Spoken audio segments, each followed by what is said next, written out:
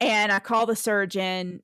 It takes a couple of hours, but he gets back to me, and by then I had calmed down, and we actually have an amazing conversation, and he is like, "Listen, that's not your problem, unfortunately." And I was like, "WTF?" And he's like, "You have a non-union." And I was like, Who?" And he explained that the top of my sternum didn't knit together or didn't heal, and so it was likely slipping back and forth, and that's what was causing all the pain. But of course, he felt horrible about that. I let my rage come out, like, I talked to my therapist, I talked to my dad, my husband, and I even, like, called a lawyer because I was like, "I'm gonna sue." But when we harm others or others harm us, it's just so important to give them that opportunity to say, "I'm sorry, let me make it right," because what it does for the healing journey is everything.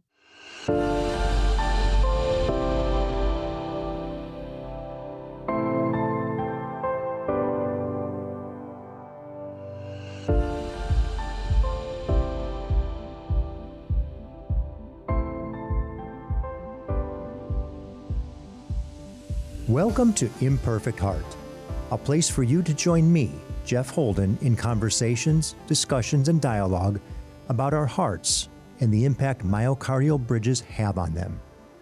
We'll talk with healthcare professionals, those in related fields that support our condition, and others just like us with stories of their myocardial bridge experiences.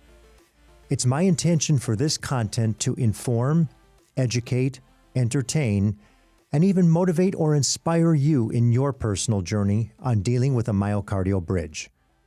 Most importantly is to have you leave each episode with hope, knowing you're not alone and that what you're experiencing is real.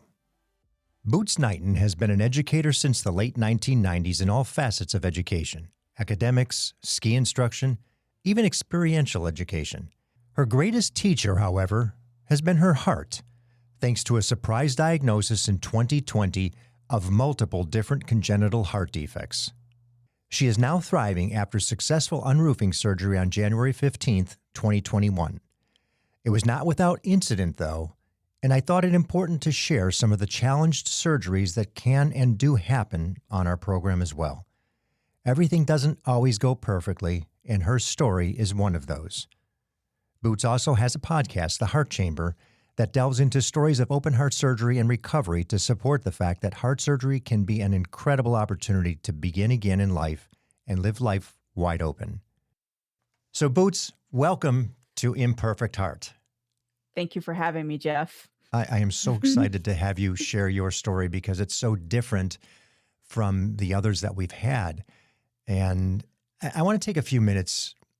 If you would share with us your pre-diagnosis, what caused you to realize something was wrong? You're an active person, skier, outdoors person, all the Mhm. things that keep us healthy, and something triggered an awareness that it shouldn't be like this. What was that? Yes, so I flash back to 2018. I had a ski accident and sustained a traumatic brain injury. And I healed from that, but as I was about 2 when I was about 2 years out, we started noticing a lot of breathlessness, and I was passing out. And we kept blaming, when I say we, me, my neurologist, my general care doctor, we were just blaming the brain injury. We were thinking, "Oh, it's just autonomic issues," and I kept doing PT for it, and it wasn't getting better. And I had tried to go back to teaching skiing at Jackson Hole Mountain Resort. I passed out on the ski lift there. I passed out when I was skiing, Mm. and it just wasn't adding up. And so then the pandemic hits and everything shut down. I'm working out in my house. I'm noticing more and more breathlessness. And then by early June of 2020, I'm on a mountain bike ride with girlfriends. I make it a fourth of the way up this trail and I start vomiting. And I was like, "I can't breathe." My heart was racing. I was extremely fatigued. And so I turned around and went home and left them to do their bike ride. And I just thought, "That is really strange." And then 2 weeks later, while on another mountain bike ride with my husband, that's when I really started to have all the symptoms of a heart attack. And we got to the top of this trail that we were riding, and by then I was, like, pushing my bike and holding my left arm and sweating, and he's like, "What is wrong with you?" Mhm. And I said, "I think I'm having a heart attack." And we've had all the training, we know what a heart attack is, and he was like, "We gotta call 911." I was like, "I am finishing this mountain bike ride." So I finished the mountain bike ride. And we're all this stupid. We've all done this. So many of us, whether it's even just I mean, pushing a and I grocery haven't cart. the hilarious piece is I didn't go through wilderness first response training once. I went through it twice, and I've had CPR. And I was a biology major in college. I mean, I didn't just fall off the turnip truck yesterday, Yeah. and I'm still, like, 42 at the time, in the best shape of my life, have come back from this horrendous brain injury, and I'm like, "There's just no way I'm having a heart attack." So we go home. Jason's like, "Okay, I wanna take you to the hospital," and my left arm is killing me, I can't breathe, and I was like, "Well, we have to eat dinner first, and I need to take a shower." And by the time we got to the hospital, they didn't find the heart attack and the symptoms had started winding down, and there's some debate on if it was an official heart attack or not. What I care about is it finally got my butt into, like, the hospital and Mhm. then finally in front of a cardiologist. But I still laugh when I think about that because it is amazing, like, how you can rationalize anything, like, literally anything, including impending death. Mhm. Yeah, and I say it with almost everybody I speak with. It's denial. We can't be having a heart attack. It's me. I'm fine. Whoever you are, it's not your heart attack. Right, it happens to other people. That's correct. Mhm. So what But happens no, next? What it do you happened to do? me. So you get in there and they do what? Well, they did all the standard stuff in the ER, and they're like, "Why the heck are you here, and what's happening to you?" Like, none of it made sense, and they didn't find anything. They did all the blood work, they did the EKG, and everything was n completely normal, but they did say, they're like, "Something has happened. Something is happening. We're not finding a heart attack. We don't have to fly you out of here tonight," which Mhm. and when you go to the hospital in Jackson Hole, Wyoming, if you're having a heart attack, they immediately fly you to Salt Lake. And so, I was glad for that because I was really not up for experiencing a life flight. And so, they sent me home. They were like, "Please call the cardiologist tomorrow," which I had never been to one. I didn't know who it was. I mean, it was like they just tossed me out into the night into, like, a little dinghy with no oars and said, "Good luck." So so there I was, lost at sea. So I Google, like, cardiologist at the local hospital and call and get in to see him, and here's where it gets even more ridiculous. He walks into the office, it's in early July of 2020, and he originally was at Stanford before he moved to our local hospital, and he's dressed to the nines, and he's like, "Mrs. Knighton, what are you doing in my office?" And I was like, "Well, I'm wondering the same thing because none of this made sense." And I mean, I'd always thought I had a perfect heart. And so he was like, "Well, we go over the symptoms and everything." He's like, "Well, I'm gonna go looking for" he mentions myocardial bridging, Oh and he my gosh. explains what it is. He explains what it is, and he says, "Well, this is what I used to work on at Stanford." And he says, "I'm also gonna look for a few other things that you hope I do not find." And so at the time, I had planned to go with friends to climb Mount Bora Peak, which is the highest peak in Idaho, and I was like, "Well, can I still go do that?" And he's like, "I don't see why not." So, we go climb Bora Peak against Jason's wishes, and the whole way up, I'm so symptomatic, and I can't feel my hands or feet. I'm breathless. The friends we were with were like, "What is wrong with you?" I don't tell them. I haven't told Mhm. anyone what happened. And Jason's like, "You're so lying to me right now. You are so not okay. You are so in trouble." I mean, the entire way up Idaho's tallest peak, I am having all these symptoms of heart issues, and I was just, like, the whole time saying, "This is stress, this is anxiety, I'm not gonna die, I've gotta get to the summit." And lo and behold, I get to the summit in, like, 4 hours, which is, like, incredibly fast, and I just wanna say that, and I'm not, like, bragging or anything, but it's like, you can have something really horrendously wrong with your heart and still be, like, top level performing, and all of that gets extra confusing to the brain. So, we get to the summit, and we sit down and rest, and all my symptoms go away, and that's when I knew I was really in deep shit Mm-hmm. because I was like, "Oh, that's not stress anxiety. I was just really pushing my heart and something is really wrong." Mm-hmm. And I'm now in, like, the wilderness of Idaho on the tallest peak in Idaho, and I have to get my butt back down. The good news is And I down just keep down is laughing. less stressful than What's going up. that? At least the down is Oh, less stressful than going totally. up.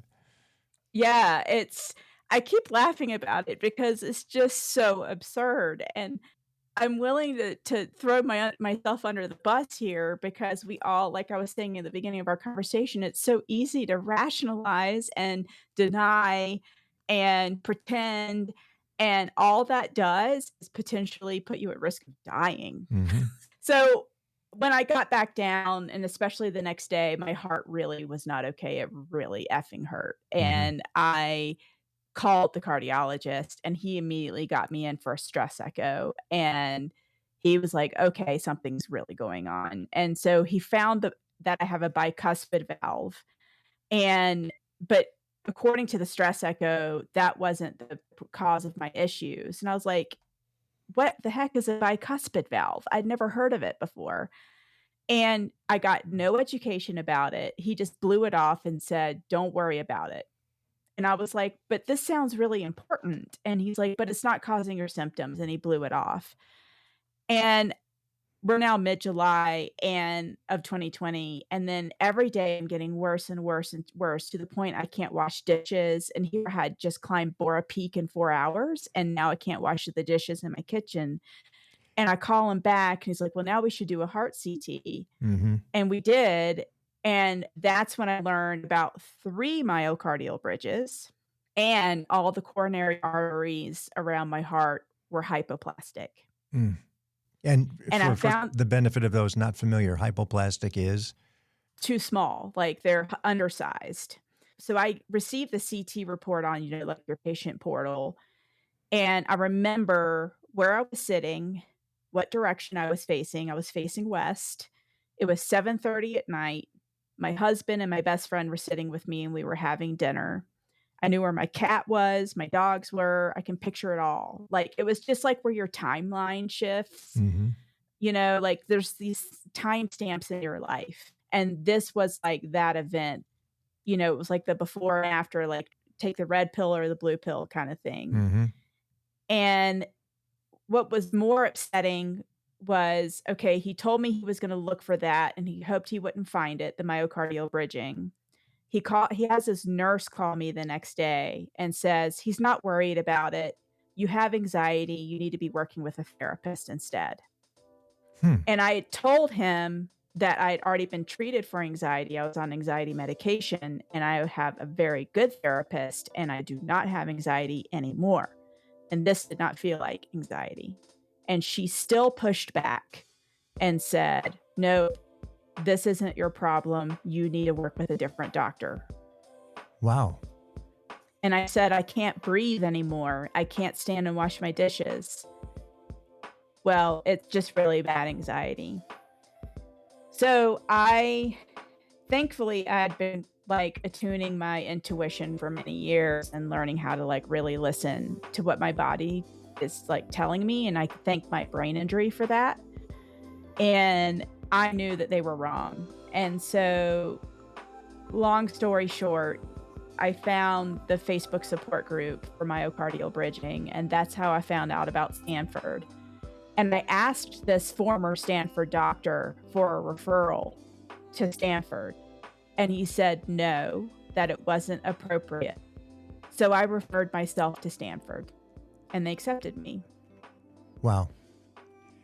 Now, you get into Stanford, and I'm assuming you go through Dr. Schnicker's whole protocol Mhm. and Dr. Trammell for the provocative testing, and you're coming Yep. from Idaho, so it's not an easy hop, skip, and a jump every time. No, I arrived via a wheelchair. So here's the thing, that was during COVID. So I found out about the support group in early August of 2020. It takes a while to, like, get Stanford's attention. I finally do. They finally look at my stuff, and then it was the last Friday of that September that Schnitger's office calls me and says, "You absolutely have 3 bridges. Hmm. We really need to see you, but we can't get you in until December because COVID." Hmm. So I had to sit. I had to quit work. I was a teacher at the time. I had to quit my job and sit all fall into early winter waiting to fly to California, which I did. I think that was, like, around December the 10th, and my husband's pushing me through the airport in a wheelchair. I mean, it was ridiculous. I was extremely disabled. The irony of that too is many of the people I speak with, some have had symptoms that they were unaware of, maybe through high school and minor, just little situations that would occur, and they go, "Oh, that, yeah, no, I don't know what that was, but it's okay, I'm fine." But Mhm. once the symptoms start in earnest, it seems like it's a tipping point. And as we Absolutely. know, the compression of that artery, at some point, it just doesn't rebound as much. Then the compression even slows the flow more. And there you are in trouble. Because I hear your story, and from June to July, and all of a sudden now you're relatively disabled in 6 weeks. And It happened so fast, yeah, like, and I just think back to that Mount Bora day, and the mountain bike the 2 weeks prior to that, and it's just I think I was just in such shape, like, athletic shape hmm, that I think I know, like, that breathlessness all spring, I was just it was my athletic abilities were clouding the impending serious yes, situation, right? So and, as I was packing to go to Stanford, Donna, the nurse, called and just confirmed everything, and she's so wonderful, and she called and said, "We're so excited to see you and meet you," and my surgery was already scheduled. They kinda already knew I was a candidate, oh wow, and then an hour later, she calls back, and she's like, "Never mind," and what had happened was their ICU had filled up because of COVID patients oh. in the hour since we had talked. She said, "We can't do your surgery even if you do come. We have no ICU beds, but you should still come because the next time we can do the provocative testing is in May of 2021." Oh my gosh. And I knew I would not live. Like, everything in my being was like, "You will not survive until May." And Mhm. so I just needed to take some sort of action, like, I just couldn't sit any longer, and so that's why we still went to California. And we went through all the bit of testing that everyone experiences, except I also had, like, my nose excavated because there was, like, so many COVID tests. Yes. I don't know if I did not know it was that possible to have that many nose swabs in 5 days. It was a scene out of, like, some zombie movie. Mhm. And so here I arrive in the thick of COVID before the vaccine. It just made what was already a 10 out of a 10 as far as, like, scary, severe horribleness. And then after everything, they were like, "You really need surgery, and we really cannot help you. You have to go home now back to Idaho, and we'll maybe call you in March." So what did you do? So well, after I cried, Yes, um, yes. and we went to the beach and, like, felt our feelings about the whole thing. In California, before we got on the plane, I thought of the Facebook group, and I got on the Facebook group, and I found that one of our part warrior friends in Utah had found a doctor hiding in plain sight at Intermountain Hospital just south of Salt Lake, and I quickly message her, she quickly gets back to me. She was, like, 2 days out from surgery, and I call his office on the way to the airport, and they were amazing, and by the time we landed at home, the office had already transferred all the Stanford materials to them, and the surgeon had already looked at everything and agreed to do my surgery, but we wouldn't talk until January the 5th, 2021, Hmm. and then he unroofed me 10 days later. What a I found my miracle. surgeon on Facebook. A little different Facebook, but nonetheless, yes, you did on Facebook. You know, I mean, what a miracle, huh? I mean, to think. I need to make a bumper sticker out of that. It is just so jaw-dropping, the whole thing. Yeah. And, you know, I want to go back just because you said Heart Warriors, which Mhm. is a term you use on your podcast, which I mentioned in the introduction. But again, the heart chamber. And you tell the story in depth there for anybody who wants to listen a little bit more and hear the details of it. So let's go now, fast forward post surgery. So you had it done roughly January 15th, 2021. I'm, Mhm. by the way, just a year after you, still in COVID, not quite as severe COVID, but nobody in the hospital. You got to go in and do it all by yourself, and your wife has to sit somewhere else, and family and friends can't come. But I was January 4th, 2022. And funny that so many of the people we've spoken with, they either are diagnosed or have their issue or incident that is the tipping point June, July, August. Everybody so far that I've spoken with is in that window. Go figure, huh? So, All Northern Hemisphere, right? So it's all I'm just wondering if it's heat related. Is there an effect of summertime temperature, humidity on the yeah, arteries? don't know. Don't know. We'll leave that Mm, to Stanford to figure out and do the yeah. research on. Come on, Dr. Schnitger, do your magic. That's right. That's right. So now you're unroofed, and amazing that you would have actually three bridges. So you're home, and you did a sternotomy. And I would imagine at that point, it wasn't even a question of, oh, am I going to do a sternotomy? Can I look for a robotic? At this point, you just want to get this thing done and taken care of because of the severity of it. Yeah. And tell Yeah, me, and I did ask my surgeon about that, and beforehand, I asked him all kinds of, like, questions, like, why I told him, I said, I'm very special to my mom and dad and my husband. Why should you be the one to operate on me?" mm-hmm, And I just wanna encourage all your listeners to ask the same question of your surgeon. Like, you are hiring them to be on your healing team. You are the CEO. And that was one big lesson I learned at the towards the beginning that I, like, shout from the mountaintops now. It's like, "You are the CEO. You are in charge. and No you're one else." correct. And your body is your company, and it's the biggest company in the world to you. And, Mhm. Well said. I love that. well, and self-advocate. And everybody that has been on, our program, and I'm sure many on yours as well, if you don't, the best outcome for you is not going to happen. You really have to self-advocate. You have to dig. You have to do your homework. You have to ask a lot of questions. Mhm. And I think that's a great question. I love the way you phrase that. So Yeah, what brilliantly it does done. is it takes maybe more of, like, the more professional side out of it and takes the doctor out of doctor mindset and puts the doctor into human mindset, Mm-hmm. right? Like, "Oh, this is just another soul I'm operating on."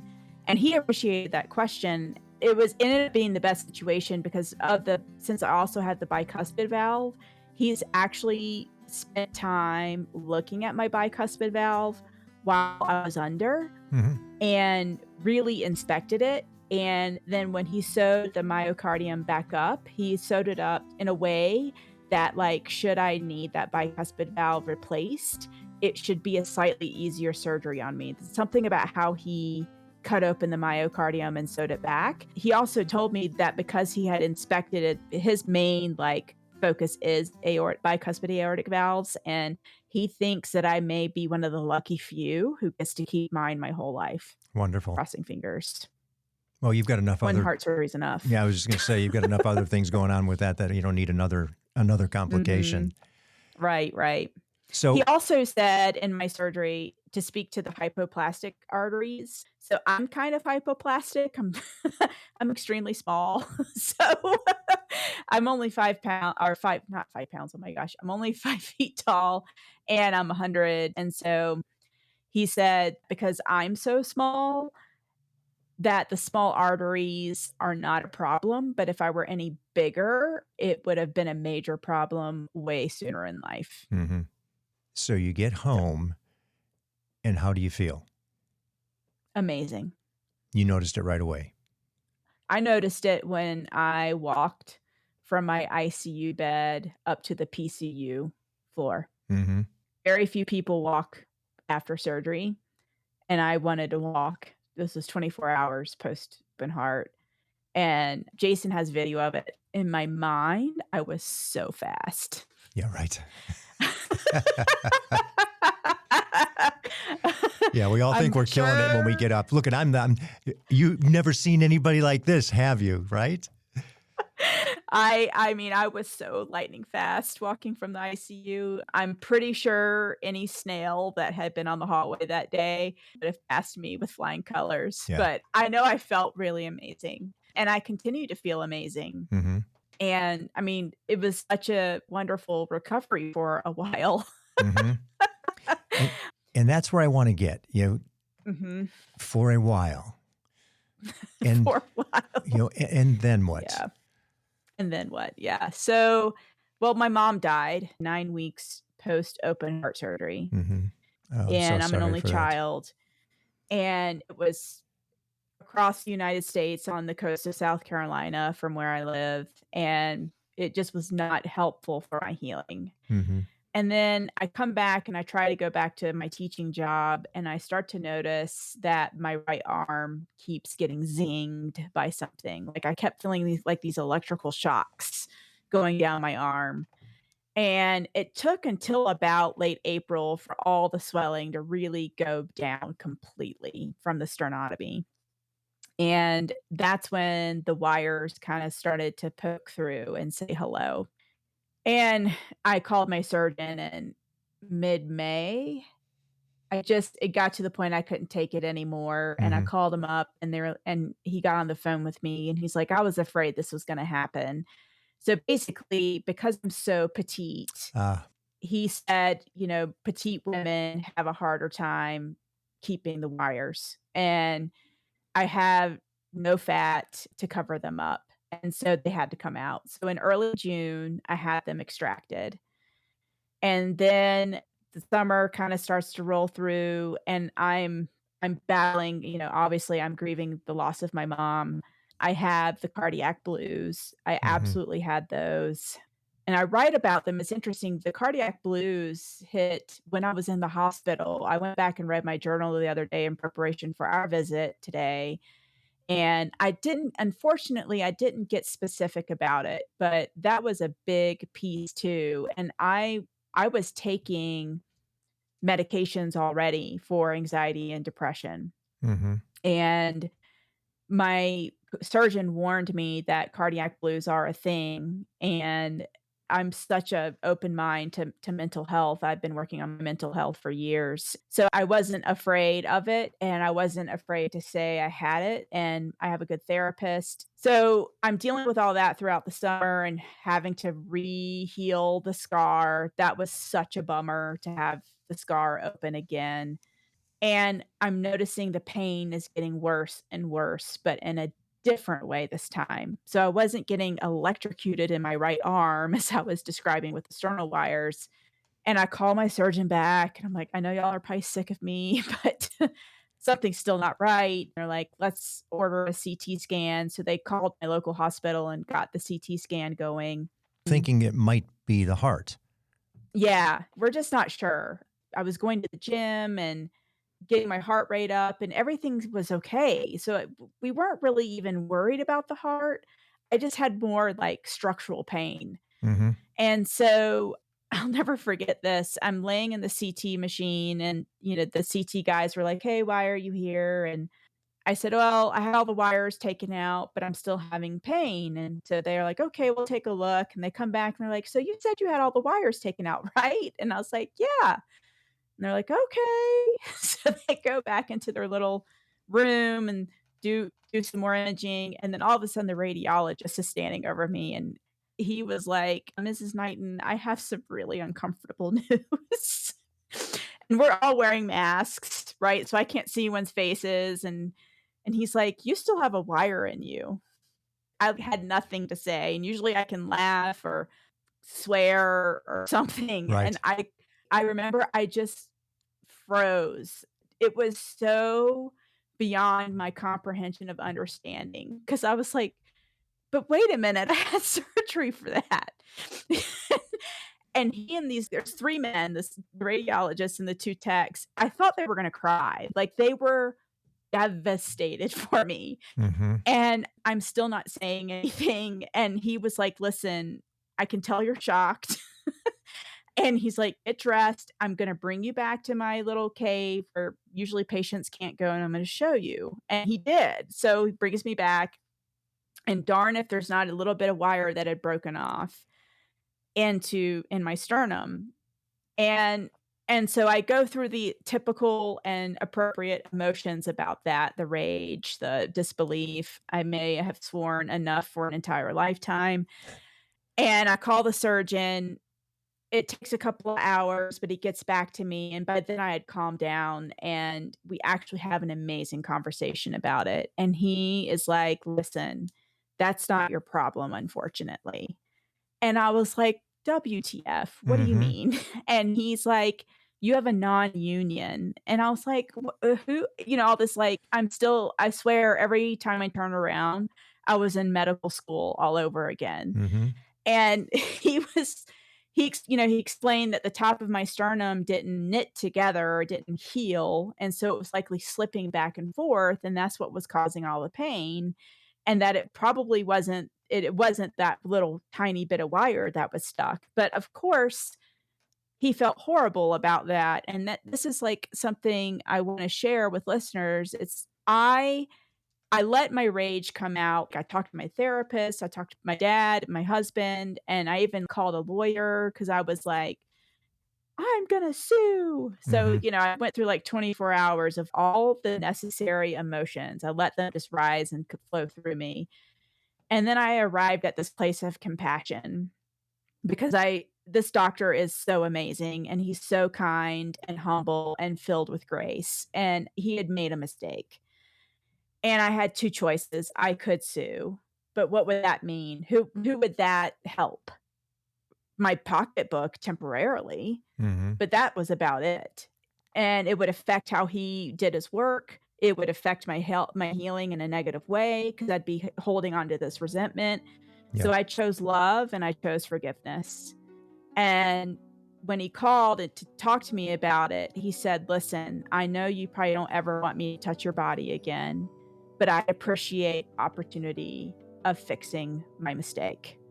So I let him. Mm-hmm. And then he also put in a titanium plate at the top, and I got to choose my favorite color, blue, because that totally matters because no one's ever gonna see it. And then I got on with my life. But I had to, like, grieve getting cut for a 3rd time. Mm-hmm. And I had to grieve the horrific pain because it was a tough recovery. Having anesthesia 3 times was not awesome. It was not great, but he paid for the surgery, he paid for a hotel room, he paid for our gas to get back down to Salt Lake, and we Wow. hugged. It was amazing. When we harm others or others harm us, it's just so important to give them that opportunity to say, "I'm sorry, let me make it right," because what it does for the healing journey is everything. Yeah, I agree. And I'm so glad that you addressed it the way you did, because there's obviously many people who are not even to the point of processing the bridge yet in the mental state of, I've got this, now what do I do? And all the anger and the discomfort and frustration, it just builds and builds and builds. You may not even know you have the bridge, but you have this thing that you know something's wrong and nobody's diagnosing you properly. And then finally you do realize, and you can go a couple of different ways. You can be all frustrated and angry about it, but you have it. You were born with it. It wasn't something you did. You didn't cause it, and it wasn't intentional. Mhm. So now accept it and move on to the next step and prepare. And Right. I applaud you for the way you address that. It's not easy. It's not easy when something goes wrong, and there's actually somebody who's accepting the responsibility for it. So there's your point of blame, if you choose to go that route, but it's not going to get you Mhm. anyplace, No, and it doesn't, and it doesn't serve at all. No one's highest good is served. and I think what's really encouraging in the discussion is the heart's fine. The unroofing process worked. You're not debilitated by that. It would happen to be something else that was the structural part of it versus the heart. And Right. to the find the positive in that story, there's just great value that at least it's not that, and you're not dealing with those issues. That's not a life and death issue with a sternum, and it's correctable. Right. So And it was a minor surgery. It was considered minor. I went home the same day, in and out. but They you don't do have even a notice. beautiful blue plate that if it ever does, you can say that's my blue plate. Don't worry, it's a blue plate I special. know. It's in I my chest. I never have an opportunity to show it off. So Yeah. here we are now, almost 2 years later. Where are you? How are you? Well, I've taken up rollerblading, and I love it, although I've still not gotten out this year because winter went on forever, and then it doesn't seem to stop raining now. And I now ski for me instead of for work, and that's really quite the concept. I'm really enjoying not being in charge of other people's ski vacations. But a really interesting thing has come to light. So, last May of 2022, I was not feeling good, and I was having a lot of cardiac symptoms, and my cardiologist could not figure it out, my local cardiologist. Hmm. So she sent me to Mayo Clinic in Rochester. I went there in July. They Boy, did you're all just these bouncing back and tests. forth to some of the best places in the country, aren't you? Yeah, I'm very fortunate. Yeah. Like, it's and to be at Mayo, it was really great to see, like, how healthcare should be done. But Hmm. they too were like, "We're not quite sure what's causing these symptoms," and so they prescribed me Joy, Joy, I'm not kidding, and sent me home. So Joy? so, yeah, Joy, they literally prescribed me Joy. They were like, "We don't know what's going on," and I did leave. There were some other tests they wanted to do, but by then it'd been like 10 days, and I felt like a pincushion at this point, and I was like, "I have to go home." Hmm. And long story short, my nutritionist, who I interview for my podcast, it's an amazing episode, episode 3, which I highly recommend everyone listen to, does an inflammation test on me. And it's like poltergeist and lab results. No wonder I was feeling so bad. Like, you name it, it was inflamed, like all these different cytokines, and she was so freaked out, she calls her Lyme disease doctor that she knows in Connecticut, and this doctor's like, "Oh my gosh, you might have Lyme." Long story short, I am now working with a naturopath doctor in Bozeman, Montana, and we don't know yet if I have Lyme, but I definitely have biotoxin illness, and we're starting to treat me as if I either have Lyme or have been exposed to mold or something like that. And what I've learned already is 24% of the US, or not the US, I think just general population, have a genetic predisposition to reacting to Lyme or mold or other toxins in the environment. I'm wondering if in my workplace environment, if I was exposed to something there as far as mold. And all it does is it takes one little bit of exposure after a traumatic event to then go into this major inflammatory response. And then Hmm. I got COVID for the first time this January 2023. It was that bad. And we think that's kicked off the cytokine storm that's causing like this snowball effect in my Hmm. body. And And and so again, that's the where I'm at. the good news, there's good news here. Oh, It there's so much good it's really news. not the heart. Exactly. You are still functional, so that's good, and you actually have control of it. And we're going to go Totally. back to the conversation we had a little earlier, self-advocacy. Don't stop. You have to keep looking. And I agree with the nutritionist input, which is an episode we'll do at some point in the future once we get past all the doctors. And mental health, nutrition, just general well-being is so important. You can't just go Mhm. back to the way things were and expect everything to be the same and or perfect. And I think your story is just one of those wonderful undulating experiences where we hear the success stories that where it's just everything's good, blah, blah, blah. And that's great. And that's what we all hope for. But we also need to hear the others that have struggles. The good news is it's not their heart. It's it's everything around it that is as a result of the heart and the surgery. And life happens. Stuff Mhm. happens and we don't get to control that, but it's how we deal with it. And you have really grasped a lot of the things that are critical pieces of it. The mental health issue is such a big deal. And you're right, cardiac depression. The majority of people have a heart attack. There's a depressive period behind that. And you've dealt with that beautifully. You were already dealing with it. So you came into it with support. And then to identify the nutrition value, I think that's going to be great for people who are listening who are struggling with something that they know just isn't right.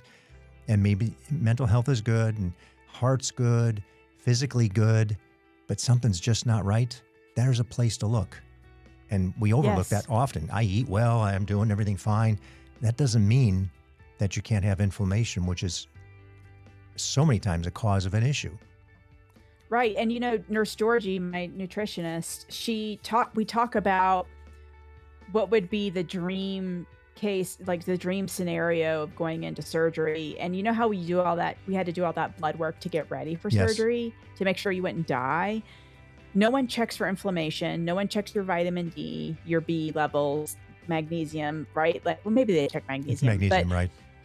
yeah, but they don't check for inflammation necessarily, and I there's just no way any of us came out of open heart surgery without some level of inflammation, and we just can't be too careful, and going back to the Mayo's prescription of joy, it's a little silly, right? In one way, in one sense. But here's the thing, this is how I've run with it since then. Choose joy even in the deep valleys of darkness. Live life even though I feel like shit some days, right? Like, go skiing anyway. Go rollerblading anyway, Hmm. right? Like, I'm tired right now because 'cause I've started this biotoxin binder pill, and it's kinda kicking my butt, so today I did yoga. But do it with joy because there's people who can't do yoga anyway. Hmm. There are still like, we have a choice in every day of our life to choose our attitude and to choose our perspective. And I've learned to look at each situation as, what is it doing for me instead of what is it doing to me? Right. Yeah, and I use the same phrase. I just reverse it so often. People go, "Oh God, look what happened to me." It didn't happen to you. If you look at it with the right perspective, or at least from my perspective, it happened for you. Now, what do you do with it? Because it's happened. You can't reverse it. It is what it is. I mean, we have a scar to prove it. But whatever that situation is, learn from it and take it forward. And I love the attitude and perspective. There's Charles Swindoll has a wonderful, well, maybe 4 or 5 paragraph piece on attitude. And it is the one choice you get to make every day is how you're going to accept things. Mhm. I love that you're in that space. Before we wrap up, after all of this, you decided to take on a project. And very similar. I think we both started at about the same time for the exact same reasons. Tell us a little bit about that. Share with us so people know, how to get to you, how to hear what you're doing. But if you would, I would appreciate that. Yeah, thanks for that opportunity, Jeff. So, I started a podcast. It came to me last fall, November the 5th at noon on on a Tuesday. I remember exactly, like, it felt like existential. Someone whispered in my ear, "Start a podcast," and it, like, had not been on my radar. I'd written a book already. It's still in rough draft form, but I'd written a 94,000 word book on my heart surgery and losing my mom at the same time, Mhm. and I thought that was gonna be what I do, and then Your then this catharsis. existential yeah, then this existential thing was like, "Hey, podcast." And then 2 months later, January 31st, I released my first episode, and you were my very first person I interviewed. You came out in episode 4, but you were my first interview ever. So thank you. Absolutely And my my pleasure. And you did a great job, by the way. Oh, thank you. And so my podcast, I named it The Heart Chamber, and credit to my dear friend Denise Hardy who helped me come up with the name. I did 20 episodes in the first season, and it included myocardial bridging, caregiver, some of the healing team that I've hired to help me heal, and then some heart transplants. It's some other congenital defects. I still can't believe I did 20 episodes. And I do plan on doing another season, and I'm not exactly sure when it will start. It will be in the fall. I need to focus on my healing for a little bit longer before I can give myself back to the podcast deal. So, as you think of all the things that you've experienced to date, if there was one thing that's most significant that you would like to leave the audience with, what would you say? I play this moment in my mind every morning when I meditate. It was the 5 minutes before surgery, before the open heart surgery, and I had signed the consent forms, and I was laying in the hallway outside the OR, and the sun was just rising in Salt Lake, and the Wasatch Mountains were the purple mountain majesty that we hear in our national anthem. It was the most jaw-dropping purple, and I'm looking at it, and I mean, it coulda gone either way. Like, they were putting me on the heart and lung machine. There was a lot of, like, heart muscle Dr. McKellar had to, like, cut into, and he said the chances are very slim that you would die, but there's still a chance. So I was like, "Well, okay. If this is my last time seeing mountains, this sure is a gorgeous last time." And I started just kinda running through, like, do I have any regrets? But here's the thing. I've been focusing more on lately was not what I was thinking about, but what I was not thinking about. So here I'm at the brink, and I'm just thinking about skiing, and I wanna ski more, and I wanna be of service and write a book. That was it. I wasn't worried about the money I had. I wasn't worried about was I loved or not. I knew I was loved. I knew I was cared for. I had all my needs met. I was not worrying about errands or if this person liked me or if I had enough followers or whatever the heck people genuinely worry about on a day-to-day basis. None of that mattered. That was just it all fell away. I was more about how can I help and how can I experience life to the fullest extent should I come back from this? That was it. Hmm. I think that's a great way for everybody to understand and accept the next steps of whatever those next steps are post diagnosis. Because Yeah. really, what's important isn't the material stuff. And I think we all realize that after that happens. I guess I could sum it up as I'm I guarantee you what you think matters probably really doesn't matter. Well, Boots, thank you so much for joining me. You know, a continued healing too. The fact that you've taken this initiative to just continue and continue and continue to progress is it's just astounding. And not give up and just keep going to get to where you need to be. Yeah. And I think a lot of people can learn from that recovery is not overnight, it's over time. And I can only tell you all of this story today with the humor and my nervous system isn't getting activated. I can only do all of that because I have a therapist and a loving husband and friends. Like I've asked for help and support because I knew I could not get through this alone. Brilliantly said. People listen to the Heart Chamber. Check it out. You're going to hear some very interesting stories, some different stories. Maintain that sense of humor. It's wonderful to hear, and the positivity. Thanks so much for having me, Jeff. Thanks, Boots.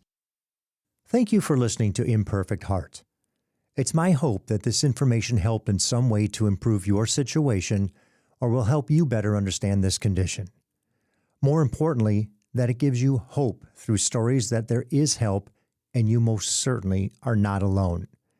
If you've been diagnosed with a myocardial bridge, please be sure to join the private Facebook group, Myocardial Bridge Support Group. For more information about our program or to reach me directly, visit the website, myimperfectheart.com. If you like what you heard today, please give a positive review, thumbs up, high five, or whatever your app likes. And be sure to share with everyone important to you so they understand what it is you're dealing with. Please subscribe as well. Welcome each day with gratitude and positivity.